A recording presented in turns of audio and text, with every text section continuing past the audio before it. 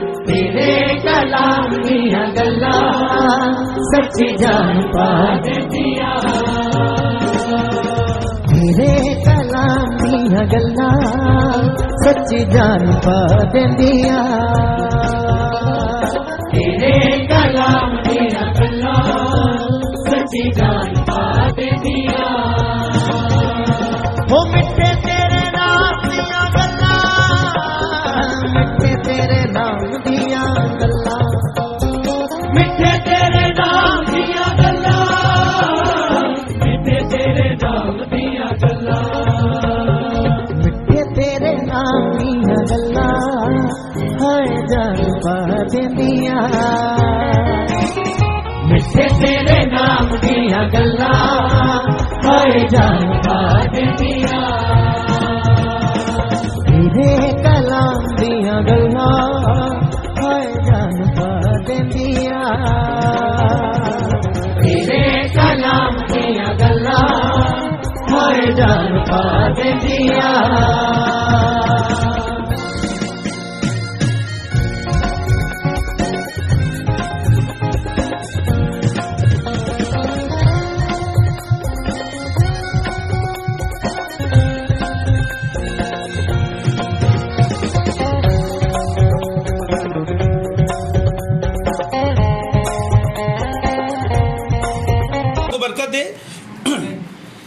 अच्छा, इस वक्त जो है कोरोना की बीमारी है वो सख्त है या नहीं है?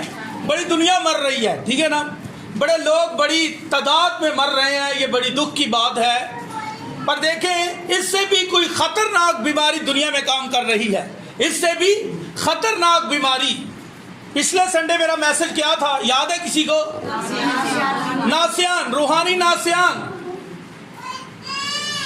किनको हुआ था? किनको हुआ था? रूहानी नासियान। मैंने बताया था ये एक बीमारी है जो जंगलों में पाई जाती है। जब ये बीमारी किसी को हो जाती है तो उसकी याददाश्त चली जाती है। ये सदमे की वजह से होती है या किसी हादसे से होती है, तो वो भूल जाता है मेरी शादी किसके साथ हुई है, मेरी बीवी कौन सी है, उसको नहीं पता। जैसे नबूकदनेस्सर सब कुछ भूल गया, उसको नहीं पता था कि मैं बादशाह हूँ, वो समझ रहा था कि मैं कोई जानवर हूँ, तो वो 7 साल जो है वो घास खाता रहा। ऐसा ही है। तो अब लोग जो हैं खुदा के कलाम से हट गए हैं, खुदा की वो कुर्बत को, खुदा के वो फजल को, खुदा के रहम को भूल गए हैं, क्योंकि उनको क्या हो गया है? अब ये कोरोना से भी ज्यादा खतरनाक बीमारी है, इससे बड़ी दुनिया मर रही है। बहुत तादाद नहीं, मुझे पता कितने मर रहे हैं, पर इस वक्त पूरी, आपको पता, नूह के जमाना में सिर्फ 8 जाने बची, बाकी सबको क्या हो गया था? रूहानी नासियान, सब मर गए। अब भी ऐसा ही है, लोग खुदा के कलाम को भूल गए हैं, उनको रूहानी, ये मेरा पिछले संडे मैसेज था, मैंने कहा थोड़ा सा दुरा दूं, सबको समझ आ गई। अब इस रूहानी नासियान से हमने बचना है, आमीन। पर आज जो मेरा मैसेज है वो है रूत की किताब में से पहले बाब पर मैंने मैसेज दिया। किस किस को याद है? हाथ खड़ा करें, मुझे बताएं कि जो जो था, ताकि मैं फिर रिपीट करूं से। पहले बाब में रूत क्या करती है? फैसला करती है। और दूसरे बाब में क्या करती है? खिदमत करती है। और तीसरे बाब में आराम, रूहुल कुदस मिल गया है, खुदा के कदमों में आ गई है, खुदा की हजूरी में आ गई है। बीमारियों से खुदा दूर करता है, कहता है बोझ के दबे हुए लोगों मेरे पास आओ, मैं तुम्हें आराम दूंगा। अब खुदा ने, उस बोइज ने रूत के ऊपर वो चादर उंडेल दी है, अपना दामन, तो उसको रूह कुदस मिल गया है, अब वो आराम में दाखिल हो गई है। ये कौन सा बाब है? ये तीसरा बाब है। अब चौथे बाब में रूत का अजर है, क्या है? हाँ जी, इनाम है। अब पहले बाब में क्या?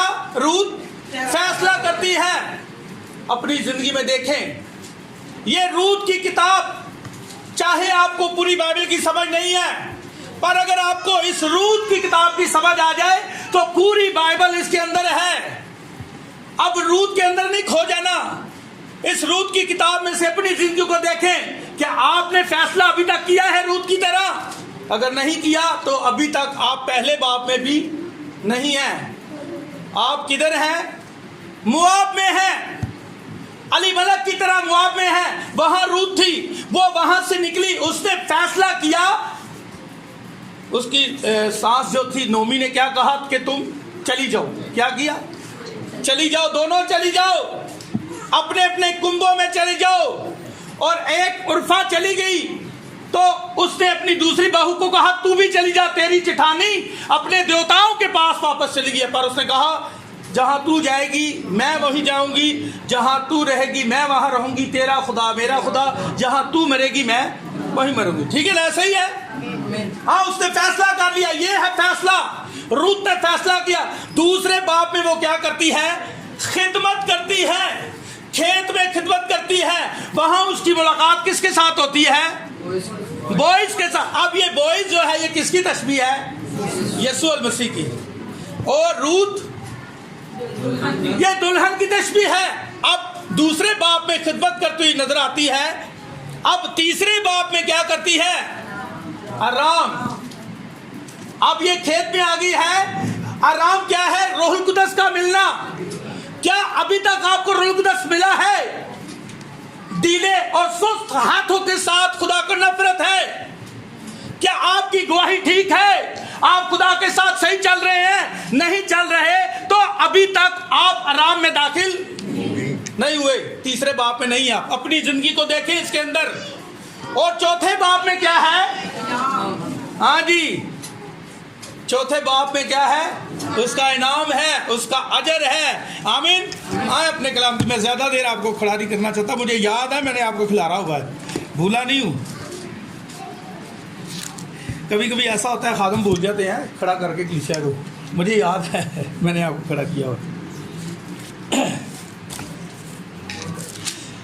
हाँ जी, रूत की किताब उसका चौथा बाप चैप्टर 4 है और वर्ष 1 से पढ़ेंगे जी। ये पूरा बाप भी आपने पढ़ना है जी भाई जी। एक बार पढ़ दें, उसके बाद हम 1 बाय 1 आयत को पढ़ते जाएंगे और इसकी तशरीह देखेंगे। खुदाम के जिंदा और चुराई कलाम में यूं मरकूम है। ध्यान से सुनिए। तब बोइस फाटक के पास जाकर वहां बैठ गया और देखो जिस नजदीक के कराबती का जिक्र बोइस ने किया था वो आ निकला। उसने उससे कहा अरे भाई इधर आओ और जरा यहाँ बैठ जा। सो वो उधर आकर बैठ गया। फिर उसने शहर के बुजुर्गों में से 10 आदमियों को बुलाकर कहा यहाँ बैठ जाओ। सो वो बैठ गए। तब उसने उस नजदीक के कराबती से कहा नोमी जो मुआब के मुल्क से लौट आई है जमीन के उस टुकड़े को जो हमारे भाई अली मलिक का था बेचती है। सो मैंने सोचा कि तुझ पर इस बात को जाहिर करके कहूंगा कि तू इन लोगों के सामने जो बैठे हैं और मेरी कौम के बुजुर्गों के सामने उसे मोल ले। अगर तू उसे छुड़ाता है तो छुड़ा और अगर नहीं छुड़ाता तो मुझे बता दे ताकि मुझको मालूम हो जाए क्योंकि तेरे सिवा और कोई नहीं जो उसे छुड़ाए और मैं तेरे बाद हूँ। उसने कहा मैं छुड़ाऊंगा। तब बोइस ने कहा जिस दिन तू वो जमीन नोमी के हाथ से मोल ले ले तुझे उसके मुआबी रूत के हाथ से भी जो मुर्दा की बीवी है मोल लेना होगा ताकि उस मुर्दा का नाम उसके मिरास पर कायम करे। तब उसकी नजदीक के कराबती ने कहा मैं अपने लिए उसे छुड़ा नहीं सकता ता ना हो कि मैं अपनी मिरास खराब कर। सब कहें आमीन। बस ठीक है, आगे बाद में पढ़ लेंगे। ठीक है ना? आए अपनी आंखें बंद करते हैं। अब आंखें दुआ करने से पहले मैं आपको एक बात बताता हूँ। कलाम के लिए दुआ जितनी भी की जाए वो कम है। अब जब इबादत का आगाज होता है, वर्शिप किस लिए होती है बताएं? कलाम के लिए। और इबादत में जितनी भी दुआएं होती हैं किस लिए होती हैं? कलाम के लिए होती हैं। अब कलाम के लिए एक बार दुआ हो 1000 बार दुआ हो कम है। आमीन। कम है भाई, दुआ करते रहें। दुआ जितनी भी हो अच्छी बात है। अब कलाम के लिए दुआ हो गई है, मैं फिर करना चाहता हूँ। ठीक है ना? आए अपनी आंखें बंद करें, हम कलाम के लिए दुआ करते हैं। खुदावन तेरा शुक्र करता हूँ जलाली आसमानी बाप, तू जो जलाल का बादशाह है, रहम तो कवानी है जलाली आसमानी बाप, तू अपने कलाम को नाज़िल कर चुका है। ऐ खुदावन जब चाहता हूँ जलाली आसमानी बाप, मेरी जुबान का खतना और इन सब के दिलों का खतना कर, ताकि जलाली आसमानी बाप दाऊद की तरह जलाली आसमानी बाप तेरे कलाम को अपने दिल में जगह दे, ताकि तेरे खिलाफ गुनाह ना करें। और चाहता हूँ जलाली आसमानी बाप इस सारी एनवायरमेंट को, इस सारे माहौल को, जानों को, बहनों को, बुजुर्गों को, सबको खुदावन खुली तौर पर खुदावन रूजान बदन को खुदावन तेरे सुपुर्द करता हूँ, इस सारे माहौल को तेरे सुपुर्द करता हूँ, अपने आप को खुली तौर पर तेरे सुपुर्द कर चुका हूँ। यीशु के नाम में जलाली आसमानी बाप, जब तेरा कलाम नाज़िल हो तो खुद जलाली आसमानी बाप तू कलाम करेगा। हमारा ईमान है जलाली आसमानी बाप, इंसान क्या है जलाली आसमानी बाप जो तेरे कलाम का तर्जुमा करे, तू अपने कलाम का खुद तर्जमान है। खुदावन तेरा शुक्र करता हूँ, तेरे सुपुर्द कर चुके हैं, यीशु के नाम में ये दुआ मांगते हुए पा चुके हैं। आमीन। खुदावन आपको बरकत दी, आप बैठ जाएं। आमीन। अब कुछ सवाल करता हूँ, ये जजिंग नहीं है, ये असेसमेंट है। क्या है? अब असेसमेंट क्या होती है पता आपको? जब कोई चीज सिखाई गई हो तो उसकी जांच कोई करे तो ये क्या है? असेसमेंट है।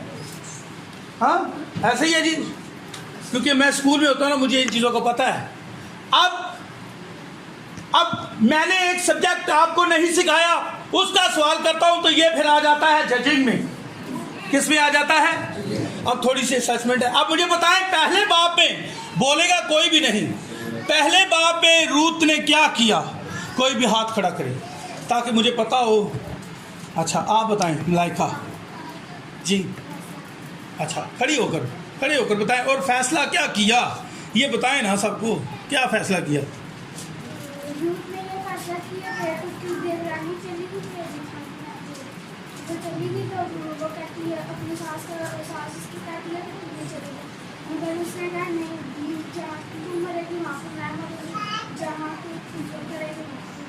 हाँ जी, ताली बजाएं बेटी के लिए। अब ये पहला बाप था, रूत का फैसला। अब अपनी जिंदगी में देखें कि आपने अभी तक फैसला किया है?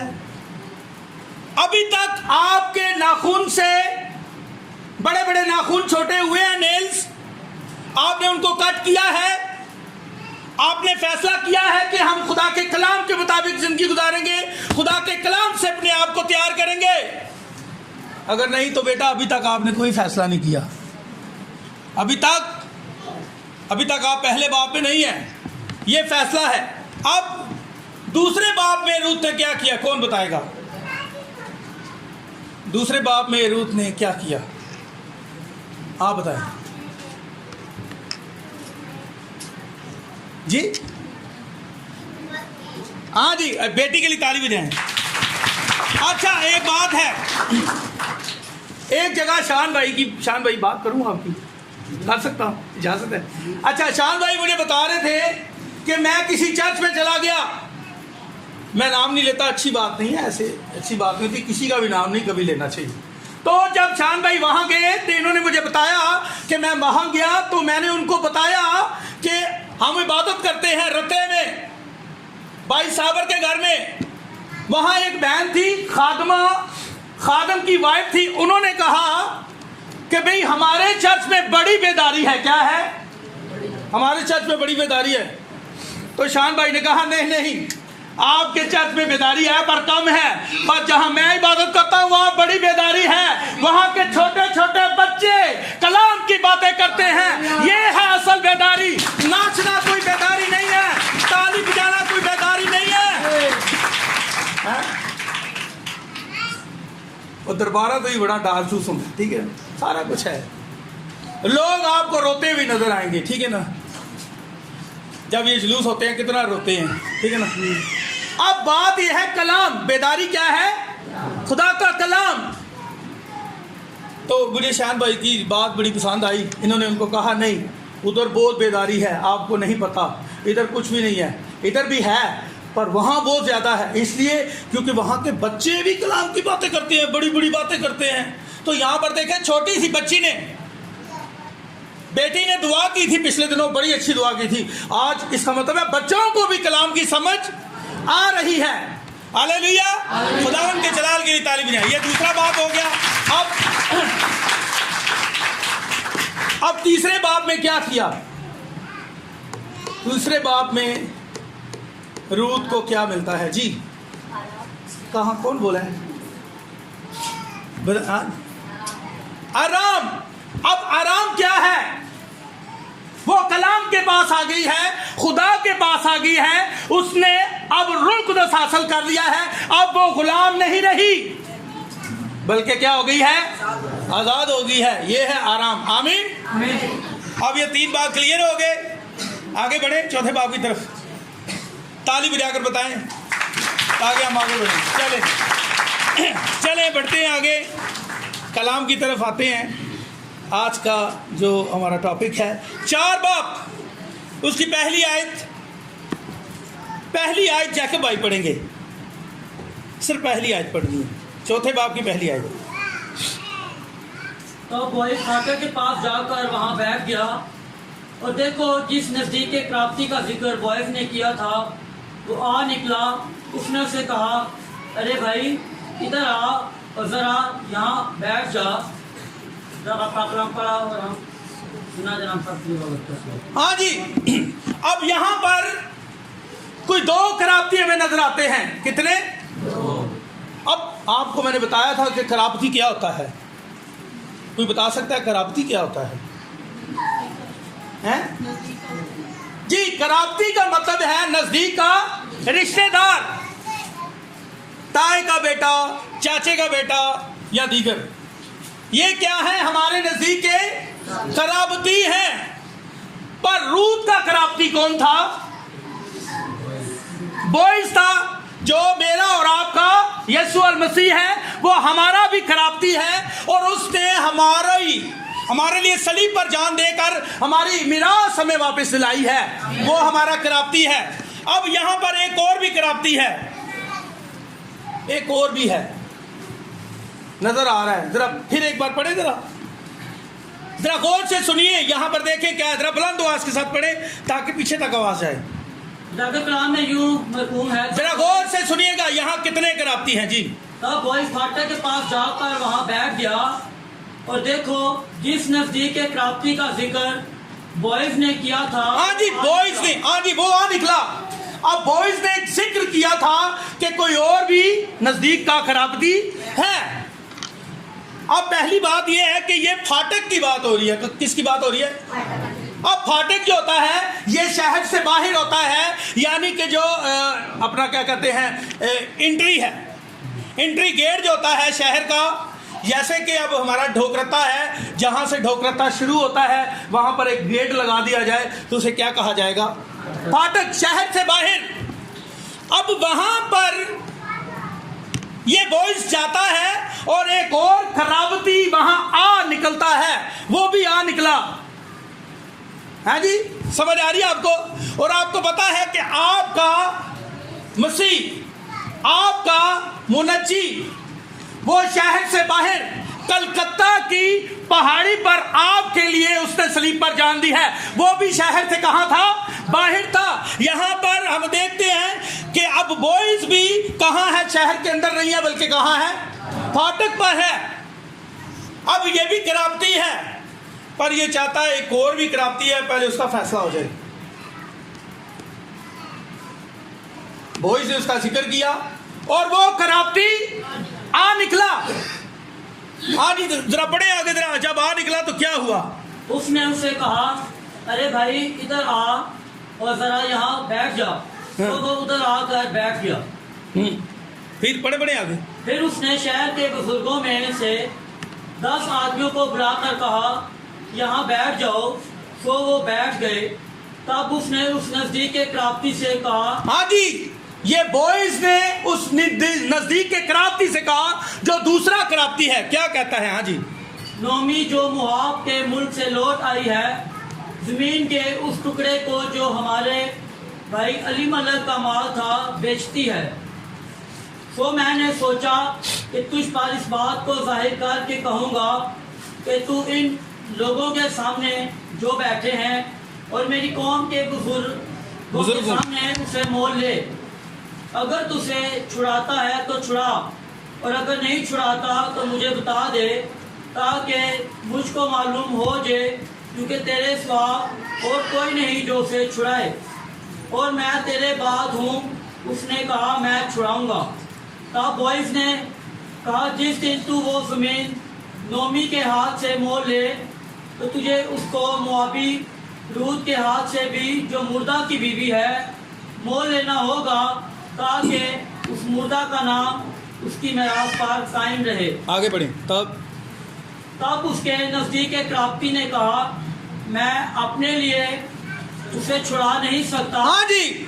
अब दूसरा कराप्ती क्या कहता है? मैं उसे छुड़ा नहीं सकता। अब नहीं सकता, इसके अंदर एक बहुत बड़ा मैसेज है।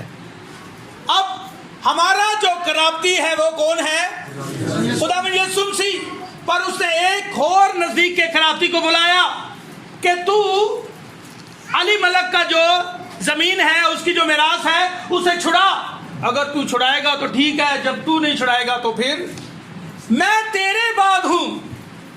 अगर कोई इंसान ये याद रखे, जब अली मलक मर गया तो उसके बाद महलून और कहलून भी दोनों मर गए। रूत जब तक उसका खामन जिंदा था, जब तक उसका खामन जिंदा था वो अब ये शरीयत की बात है, जब एक औरत ने शादी की है तो वो दूसरे मर्द की नहीं हो सकती। अब आपका जो गुनाह में जिंदगी गुजारते हैं उनकी बात कर रहा हूं। अब रूत का पहला शौहर कौन था? नहीं याद है ना?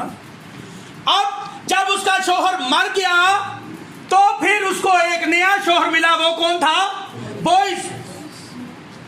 आपको पता है कि जो गुनाह में जिंदगी गुजारता है उनका पहला शौहर कौन है? अबलीस है। जब तक वो आपकी जिंदगी से नहीं मरेगा, आपकी शादी बोइस के साथ नहीं हो सकती। पहले हर उस चीज को खत्म करना पड़ेगा, पूरे कुली तौर पर फैसला करना पड़ेगा, उसके बाद खिदमत में आना पड़ेगा, उसके बाद आराम तब मिलेगा, फिर आप हवा में उड़ेंगे, नहीं तो नहीं। अगर पहला शौहर जिंदा है तो दूसरे शौहर की, ये तो शरीयत की बात है ना, ये खुदा का कलाम है। पहले एक को छोड़ना पड़ेगा। अब इस नजदीक के कराप्ती ने बागेदन में बीज दिया था। किसको दिया था? हवा को दिया था। तो कौन पैदा हुआ? कैन पैदा हुआ। अब वो मारूसी गुनाह बागेदन में हुआ। अब खुदा ने क्या किया? उस सांप की हटली पसली को बदल दिया। अब ये कराती कहता है कि मैं ऐसे छुड़ा नहीं सकता। क्यों? क्योंकि मेरी हटली पसली खुदा ने बदल दी है। मैं अब इसे नस्ल नहीं दे सकता। मैं खुदा के शाहकार को खराब कर सकता हूं, मैं उसकी नस्ल को तबाह कर सकता हूं, पर अब कोई नस्ल, अब मेरे पास बीज नहीं है, क्योंकि मेरी हटली पसली को बागेदन में ही, समझ आ रही है? मेरी हड्डी पसली को बागेदन में ही बदल दिया था। अब मैं मारूसी गुनाह दोबारा इंसान के अंदर नहीं ला सकता। तमाम हुए का यीशु ने नारा लगा दिया है। अब दोबारा अबलीस, ये अब आपको पता है कि अबलीस की हड्डी पसली को क्यों चेंज किया खुदा ने? सांप की हड्डी पसली को क्यों चेंज किया? वो जमीन पर रेंगता था। खुदा ने कहा तू उम्र भर खाक चाटेगा और जमीन पर ऐसे रेंगेगा। इसका मतलब ये है कि वो पांव पर चलता था।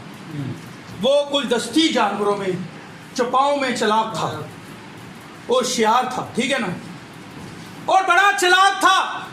वो छुपाया था, 4 टांगों वाला था। और उसने क्या किया? बागेदन में गड़बड़ की।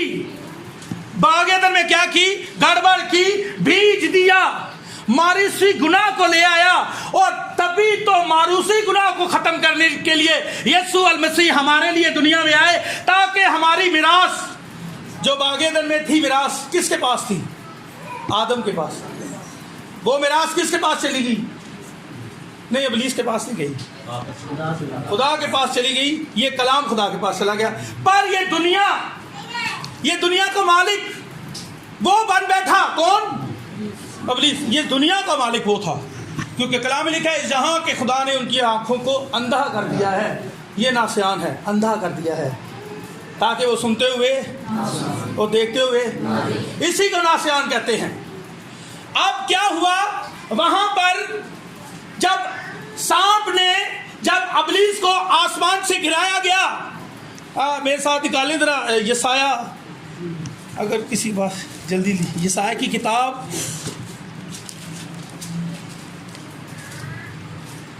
उधर हाथ रखें, ठीक है ना, थोड़ा सा पढ़ के।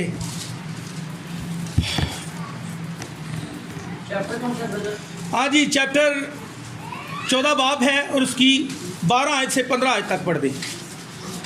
जरा गौर से सुनिएगा,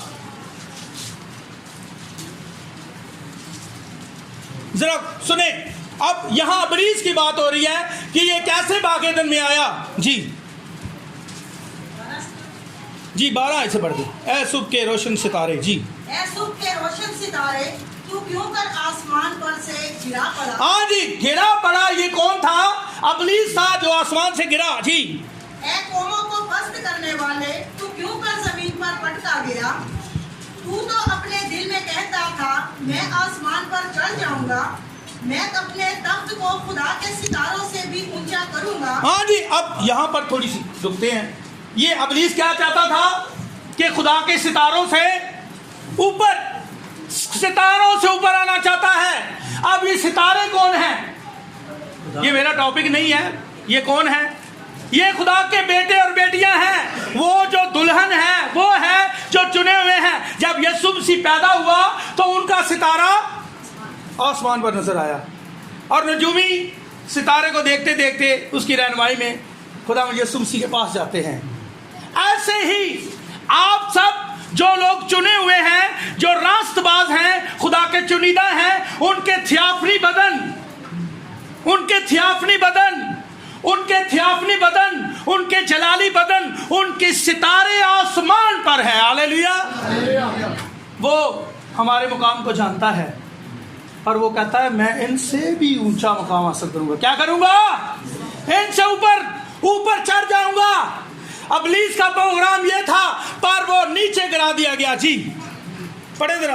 और मैं शुमाली अतराफ में जुमात के पहाड़ पर बैठूंगा। हाँ जी। मैं बादलों से भी ऊपर चढ़ जाऊंगा, मैं खुदा ताला की मानिंद हूँगा। हाँ जी, खुदा ताला की मानिंद हूँगा, कराबती बनूंगा। ये है इरादा, कराबती बनने का इरादा है, कुछ करने का इरादा है। हाँ जी आगे। लेकिन तू पाताल में गड़े की तह, हाँ तू कामयाब नहीं होगा, क्योंकि कोई है जो हमारे लिए जान देने के लिए तैयार है। तू कुछ भी नहीं कर सकता, तू पाताल की तह में उतार दिया जाएगा। आमीन, हालेलुया। आपको पता चला आपका मुकाम क्या है। अगर आप कलाम के मुताबिक जिंदगी गुजारते हैं तो आप क्या हैं? खुदा के बेटे बेटियां। और आप इब्लीस से नीचे हैं, ऊपर हैं? पता है आपको, ऊपर हैं। और ये सितारे आपके थियाफी बदन हैं।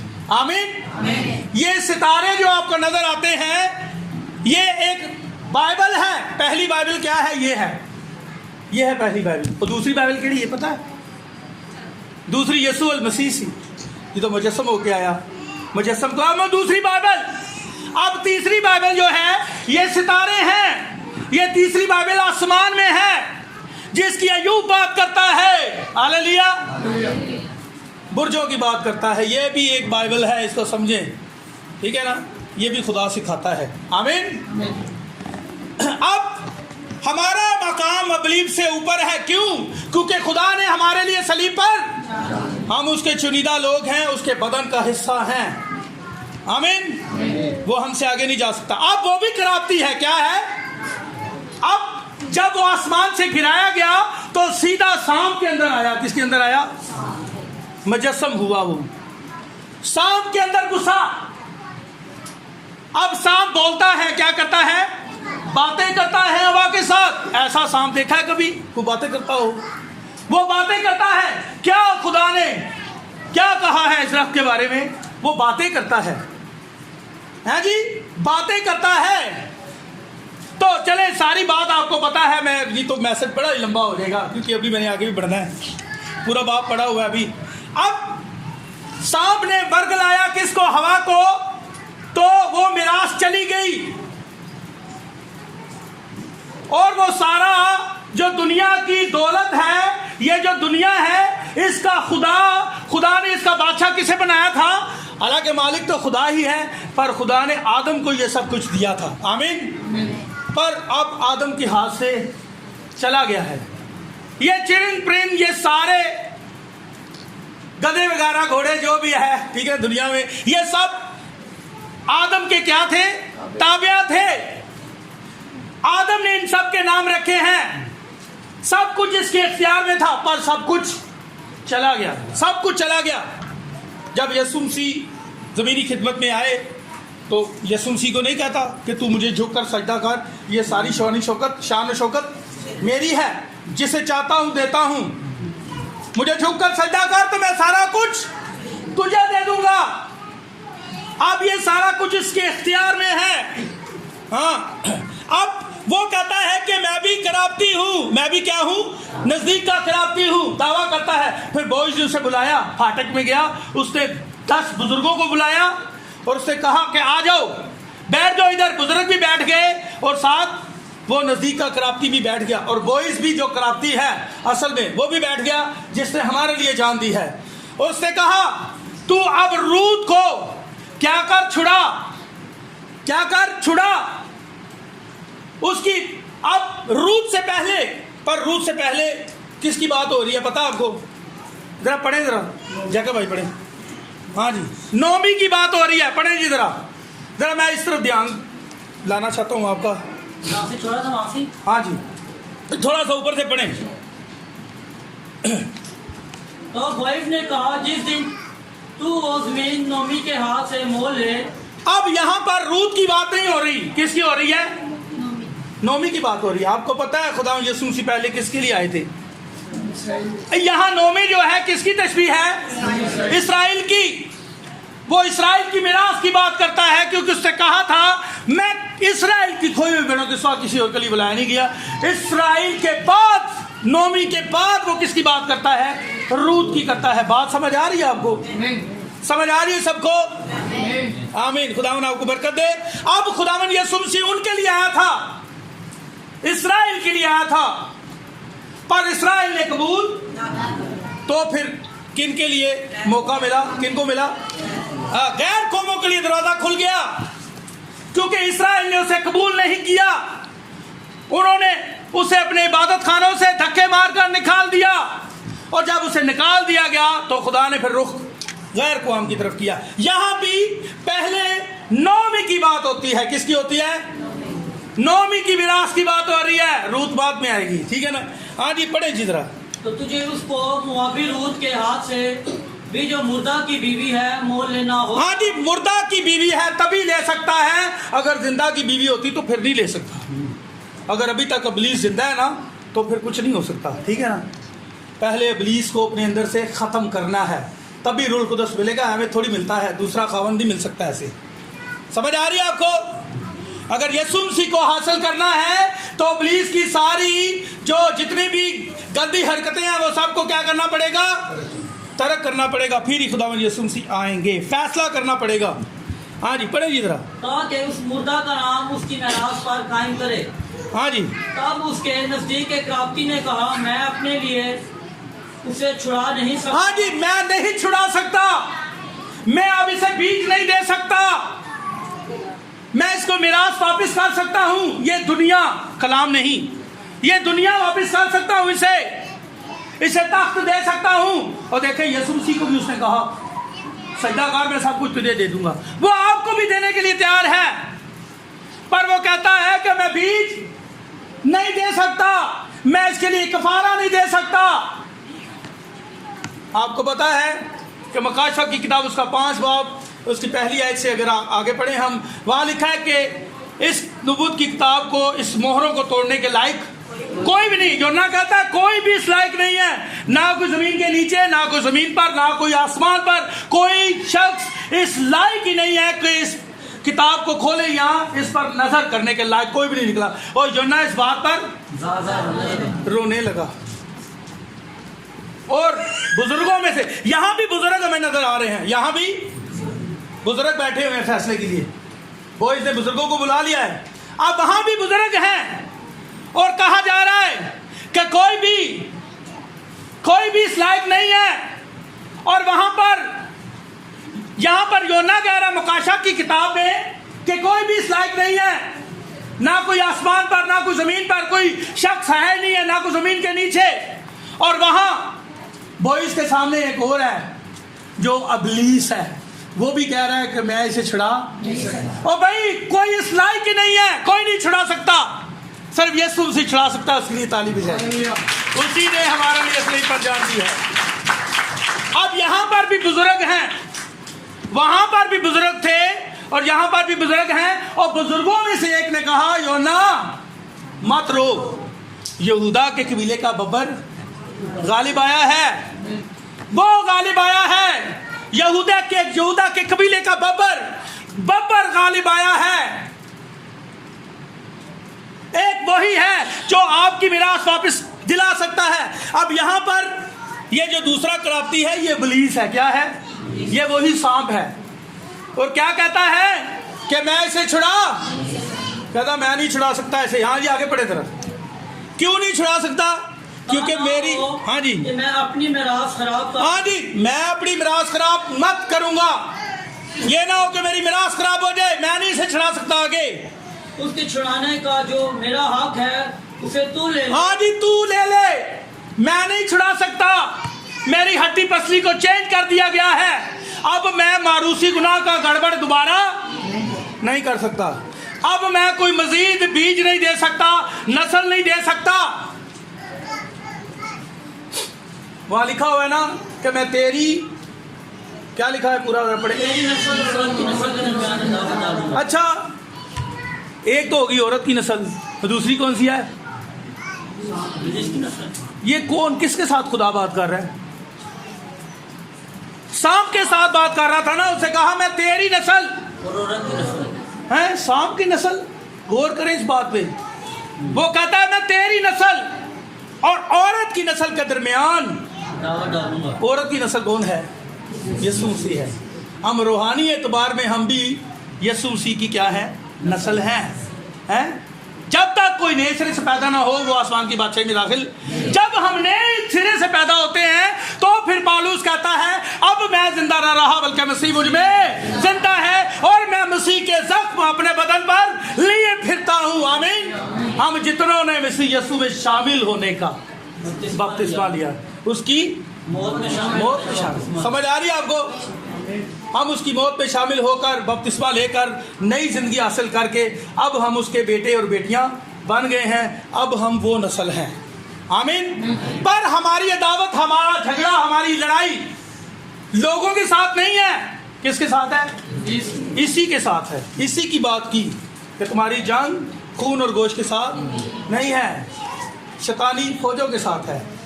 यही बात की वही आयत है, दोबारा दोहराया जा रहा है ड्रामे में कि मैं तेरी नस्ल और औरत की नस्ल के दरमियान अदावत डालूंगा। अब इसने कहा कि मैं छुड़ा नहीं सकता, ये हक तू ले, तू छुड़ा इसे। हाँ जी, आगे बढ़े जरा। और अगले जमाना में इसराइल में मामला पक्का करने के लिए छुड़ाने और बदलने के बारे में ये मामूल था कि मर्द अपनी जूती उतार कर अपने पड़ोसी को दे देता था। अच्छा, एक बात है, देखिए कैसी बात है कि एक तरीकाकार था छुड़ाने का। अगर कोई पता है कहाँ छुड़ाया जाता था? पता है इसराइल में कहाँ? अगर ये नहीं पता तो फिर इसकी समझ भी नहीं आएगी। पीछे बैकग्राउंड को तो समझे। इसराइल में तरीका था छुड़ाने का मिरास को। कितने सालों के बाद मिरास छुड़ाते थे? 50 साल के बाद। इन्हें 35 कोस वाले दिन अगर कोई इसका कराती है तो छुड़ाए, अगर नहीं तो 50 साल के बाद ये इसकी मिरास इसे वापस मिल जाए। ये इसराइल का तरीका था, इसका मैसेज मैंने दिया था, ठीक है ना। तो इसराइल में खुदा ने बताया था अगर कोई किसी की ज़मीन ले ले, अगर कोई बड़ा मजबूर हो अपने भाई के हाथ में ज़मीन बेच दे तो फिर 50 साल के बाद उसे ज़मीन वापस कर दे, क्योंकि इस ज़मीन का मालिक खुदा है। समझ आ रही है? अगर कोई बड़ा ही दुखी है, परेशान है, उन्हें अपना घर बेच देता है तो कलाम के मुताबिक जो है उस पर रहम किया जाए। वहाँ पर शरीयत में ये सूल था, उसको उसकी मिरास वापस मिले, गुलाम आज़ाद हो जाएं। क्या गुलाम आज़ाद किए जाएं? आप लोगों ने अगर किसी का कर्जा लिया है तो वो भी क्या करे, उसको मुआफ़ करे। इसराइल में ये तरीकाकार था। ईद पेंतिकोस्त वाले दिन कर्जे मुआफ़ होते थे, सारा कुछ होता था, गुलाम आज़ाद किए जाते थे, मिरास असल मालिक के पास वापस चली जाती थी। आमीन। समझ आ रही है सबको? अब जरा फिर से पढ़ें अगले जमाना में। और अगले जमाना में इसराइल में मामला पक्का करने के लिए हाँ जी। छुड़ाने और बदलने के बारे में ये मामूल था। हाँ जी। कि मर्द अपनी जूती उतार कर अपने पड़ोसी को दे देता था। हाँ जी, मर्द अपनी जूती उतार कर अपने पड़ोसी को। आपको पता है जब आपके यीशु अल मसीह को सलीब पर चढ़ाया गया तो उसके पाँव में जूती भी नहीं थी। अब अली मलक ने जूती उतार दी थी। और मैं पूरी बात बताऊं आपको कि उसके तन पर कपड़े भी नहीं थे, उसके तन पर बेकपड़े था वो, और जूती भी पाँव में नहीं थी, सब कुछ उतार लिया था क्योंकि ये तरीकाकार था। ठीक है ना? हाँ जी, आगे बढ़े जरा। इसराइल में तस्दीक करने का यही तरीका था। हाँ जी, तस्दीक करने का यही तरीका था। फिर बोइज ने भी यही किया था। हाँ जी, आगे। सो उस नजदीक के करापती ने बोइज से कहा कि तू आप ही उसे मोल ले ले। हाँ जी, मैं नहीं छुड़ा सकता, तू ही काम कर, कुछ तू ही फिदिया दे सकता है, मैं कुछ नहीं कर सकता। अब मैं फीड नहीं दे सकता, ना ही कोई बीज दे सकता हूँ, मैं कुछ नहीं कर सकता क्योंकि अब मेरे पास बीज नहीं है। मेरी हड्डी पसली को चेंज कर दिया गया है, इसलिए चेंज किया गया था ताकि दोबारा गड़बड़ ना हो। आगे बढ़े जी। फिर उसने अपनी जूती उतार डाली। हाँ जी, अब क्योंकि इसराइल का ये तरीका था, उसने भी अपनी जूती, जैसे हमारे यीशु अल मसीह ने जूती, उनकी नहीं थी, वो ना आसमान पर था ना जमीन पर था, बल्कि दोनों के रखना में खड़ा हो गया। वो मेरे और आपके लिए रखना में खड़ा हुआ। जूती भी नहीं रही, कपड़े भी नहीं रहे, मेरे लिए आपने, आपके लिए, मेरे लिए उसने क्या की? मार खाई। और ये तरीकाकार था। तो यही यीशु मसीह के साथ हुआ। और कहाँ हुआ? फाटक के शहर से बाहर। आमीन। ये आगे। और बोइज ने बुजुर्गों और सब लोगों से कहा, तुम आज के दिन गवाह हो के मैंने अलीमलक और कलियून और महलून का सब कुछ नौमी के हाथ से मोल दिया है। हाँ जी, बुजुर्गों को गवाह किया, तभी तो बुजुर्ग बोलते हैं, यूहन्ना को कहते हैं कि यहूदा के कबीले का बबर गालिब आया है। अब ये बुजुर्ग कौन था? अगर यूहन्ना वहाँ था, अगर यूहन्ना वहाँ था, एक सवाल है, यूहन्ना वहाँ था तो यूहन्ना तो इधर बात कर रहा है, तो बुजुर्गों में 12 बुजुर्गों में तो यूहन्ना को भी होना चाहिए। ये यूहन्ना का थियोफनी बदन था। आमीन। खुदावन आपको बरकत दे। आगे जी। माँ सिवा इसके कि मैंने महलून की बीवी मुआबी रूत को भी अपनी बीवी बनाने के लिए खरीद लिया है, ताकि उस मुर्दा के नाम को उसकी विरासत पे कायम करूं और उस मुर्दा का नाम उसके भाइयों और उसके मकान के दरवाजा से मिट ना जाए। तुम आज के दिन गवाह हो। आज तुम आज के दिन गवाह हो। आगे। तब सब लोगों ने जो फाटक पर थे और उन बुजुर्गों ने कहा कि हम गवाह हैं। हाँ जी, ये बुजुर्ग 12 बुजुर्ग हैं, ठीक है ना, जो गवाह हैं, ठीक है ना। आगे। खुदावंद उस औरत का जो तेरे घर में आई है, राहल और लिया, ये बुजुर्गों में से बोल रहे हैं, वो कह रहे हैं, क्या कह रहे हैं जी? राहल और लिया की माने। हाँ जी, राहल और लिया जो हैं, ये किसकी बीवियां थी? ये याकूब की बीवियां थी। और इन्होंने 12 बेटे पैदा किए। कितने? और 2 7 लोंडियां भी थी, ठीक है ना, उन्होंने भी कुछ किए, ठीक है ना।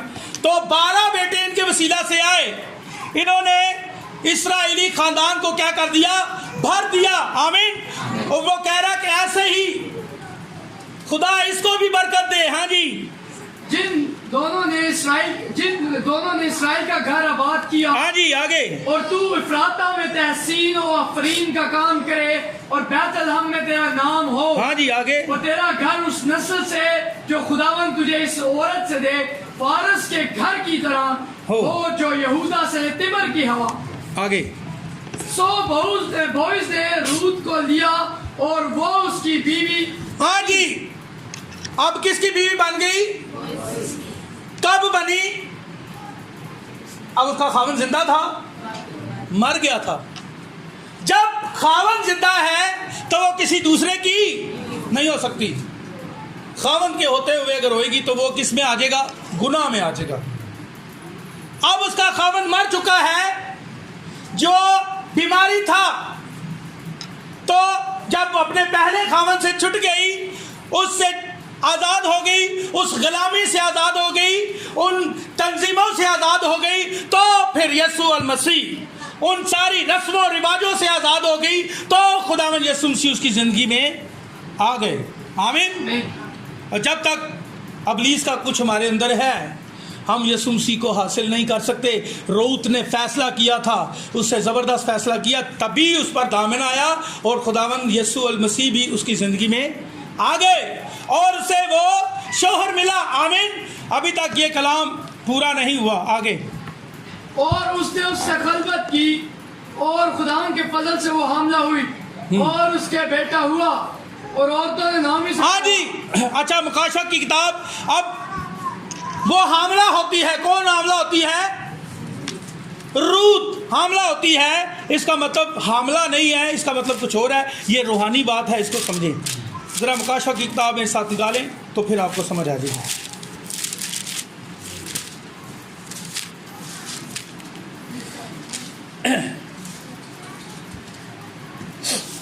मुकाशा की किताब उसका 10 बाब उसकी पहली आयत जरा पढ़ें बुलंद आवाज के साथ, ताकि पीछे तक आवाज। फिर मैंने एक और जोरावर फरिश्ते को बादल ओढ़े हुए आसमान से उतरते देखा। उसके सर पर धनक थी और उसका चेहरा आफताब की मानिंद था और उसके पांव आग के सतूलों की मानिंद। ये आपको पता है, ये यीशु मसीह है। ठीक है, आमीन आमीन। इसकी तशरीह करने की जरूरत नहीं है। आगे। और उसके हाथ में एक छोटी सी खुली हुई किताब थी। उसने अपना दाहिना पांव तो समुंदर पर रखा और बायां खुश्की पर, और ऐसी बड़ी आवाज से चिल्लाया जैसे बब्बर दौड़ता है। और जब वह चिल्लाया तो गर्ज की 7 आवाजें सुनाई दी। और जब गर्ज की 7 आवाजें सुनाई दे चुकी तो मैंने लिखने का इरादा किया और आसमान पर से यह आवाज आती सुनी कि जो बातें गर्ज की इन 7 आवाजों। अच्छा, एक बात है, यूहन्ना को इन 7 आवाजों को पता था।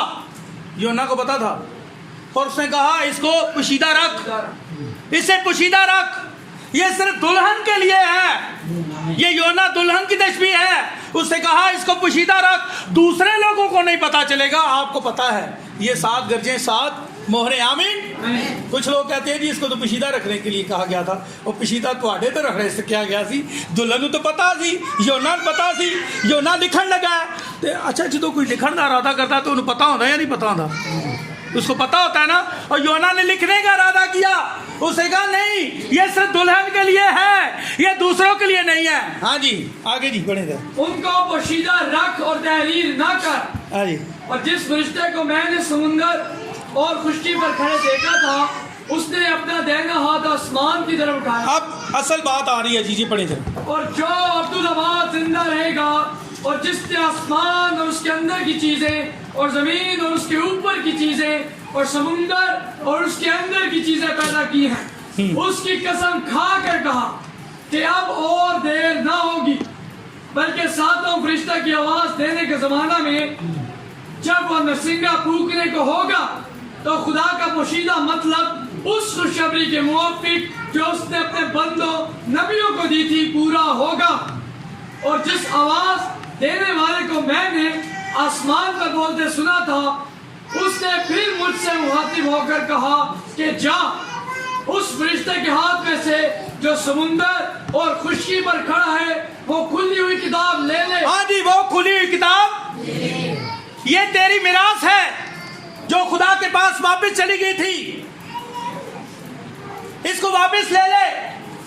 ये कागजात हैं, ये दस्तावेज हैं, ये वो किताब है जो आदम के हाथ से चली गई, असल मालिक के पास चली गई। अब इसे वापस दुल्हन को दिया जा रहा है, दूसरों को नहीं, इसलिए पीछेदार रखने के लिए कहा गया। समझ आ रही है?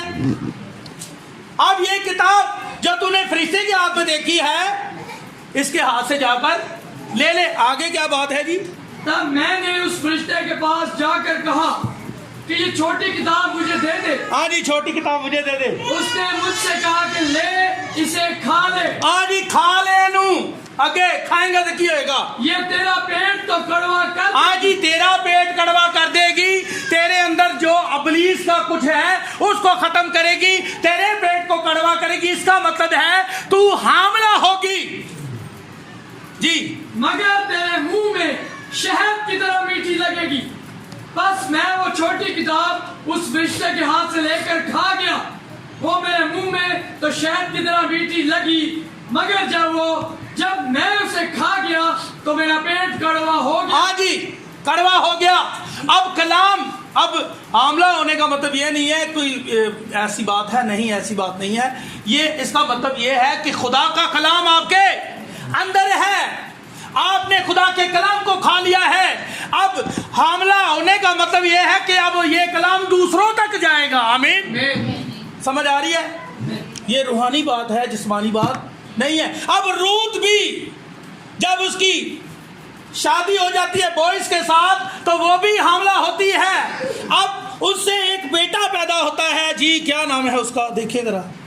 और औरतों ने नौमी से कहा, हाँ जी, खुदावन मुबारक हो, आमीन। इसने आज के दिन तुझको नजदीक के कराबती के बगैर नहीं छोड़ा। नहीं छोड़ा। खुदा देखे इस्राइल को नहीं छोड़ेगा, उनके साथ है जी। और उसका नाम इस्राइल में मशहूर हो। हाँ जी। और वो तेरे लिए तेरी जान का भाल करने वाला और तेरे बुढ़ापे का पालने वाला होगा, क्योंकि तेरी बहू जो तुझसे मोहब्बत रखती है और तेरे लिए 7 बेटों से भी बढ़कर है, हाँ जी। वो उसकी माँ है। और नौमी ने उस लड़के को लेकर उसे अपनी छाती से लगाया और उसकी दाइया बनी। हाँ जी। अब पैदा कौन कर रही है? रूत पैदा करती है। इसका मतलब है कि ये मुकाशफा किनको मिला था? यूहन्ना को मिला था। यूहन्ना दुल्हन की तशबीह है, रूत भी दुल्हन की तशबीह है। ये मैसेज रूत को मिला, यूहन्ना भी खाता है, उसका पेट कड़वा होता है। अब ये कलाम उसके पास आ गया है। अब रूत हामला होती है, जब उसका बेटा होता है तो वो किसको दे देती है? नोमी को। अब इसका मतलब है कि ये जो मैसेज हमारे पास है, ये जो कलाम हमारे पास है, मुकाशवा 11 बाब के मुताबिक मूसा और एलिया के जरिए से ये बनी इस्राइल तक कलाम जाएगा। जो आज हमारे पास है उनके पास जाएगा। आमीन। समझ आ रही है? ये रूहानी बातें हैं, इसको जिस्मानी नहीं देना। समझ आ रही है सबको? अगर किसी को समझ ना आए तो जरूर, मेरा ईमान है सबको समझ आ गई, बच्चों को भी समझ आ गई है। पर जब समझ ना आए तो आप एक बार नहीं 1000 बार पूछें। अब रूत हामला होती है, इसका मतलब यह है कि उसके पास कलाम है। क्या है? अब ये ही कलाम जब बोइस पैदा हुआ, बोइस नाम है ना? नहीं, बोइस नहीं, उबैद पैदा हुआ। उबैद का मतलब है परस्तिश। क्या है? परस्तिश, हमदो सना। अब उबैद पैदा हुआ, उबैद रूत से पैदा हुआ। उबैद क्या था? कलाम। और उबैद किसकी तशबीह है पता है? यीशु मसीह की। और यीशु मसीह मुजस्सम क्या था? कलाम था। वही मुजस्सम कलाम, वही वक्त की आवाज आज हमारे पास है। और फिर रूत से वो आवाज, वो बेटा किसके पास जा रहा है? नोमी के पास। इसका मतलब है कि खुदा फिर उनके पास जाएगा जब हमारा रैप्चर हो जाएगा। आमीन। खुदा उनके जलाल के लिए तारीफ है। समझ एक बार फिर शेयर करता हूं, ये हो गया बात क्लियर, बस 5 मिनट।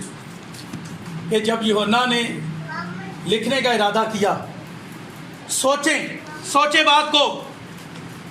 अब मेरे पास एक बात है, बहन ने मुझे कुछ बात बताई है, भाई ये बात है, मैं उसे लिखने की कोशिश कर रहा हूं। अब मुझे पता है तो मैं लिख रहा हूं ना। तो मुझे योना को आवाज आई कि इसे लिख, इसे ना लिख।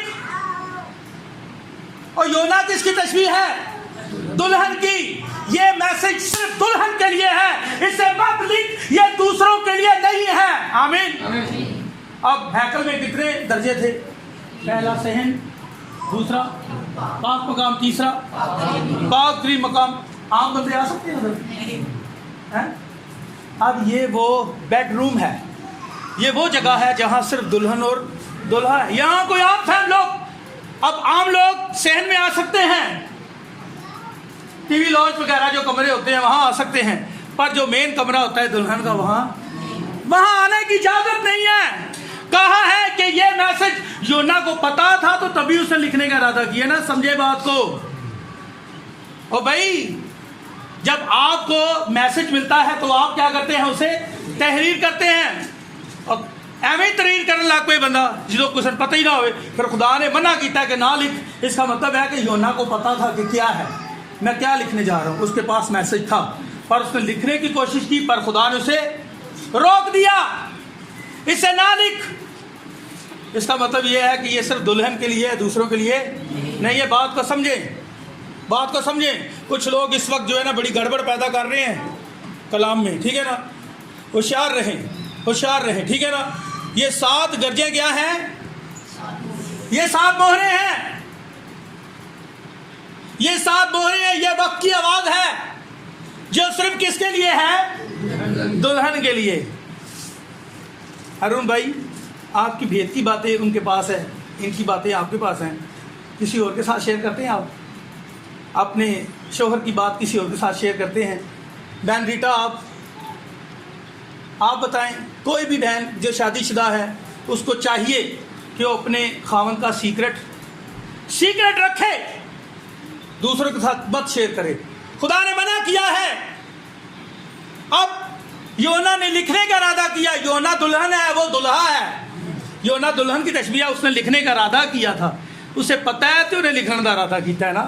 उन्हें कुछ पता सी कि मैं की लिखना चाह रहा हूँ, तभी उसने लिखने का इरादा किया। जैकब भाई ऐसा ही है यार, ऐसा ही है। अब खुदा ने कहा कि ये आम फैम लोगों के लिए नहीं है। आमीन। खुदा ने आपको बरकत दे। अब पहले चैप्टर में रूत ने क्या किया? फैसला, जबरदस्त फैसला किया। उसके बाद खिदमत की, उसके बाद और उसके बाद इनाम। अब ये जो उबैद है, ये यीशु अल मसीह, वो वक्त की आवाज है जो हमारे पास है। यही वक्त की आवाज किनके पास जाएगी? जैसे वो बच्चा जिसकी दाइया कौन बन गई? नौमी बन गई। ऐसे ही इसका मतलब यह है कि ये जो मैसेज है उन तक जाएगा। आमीन। सो खुदावन आपको इस कलाम के वसीला से बरकत दे। खुदावन के सलाम शुक्रगुजारी करें जिसने हमें ये मौका बख्शा। शुक्रगुजारी की इस दुआ में रहनुमाई करेंगे हमारे बुजुर्ग भाई परवेज।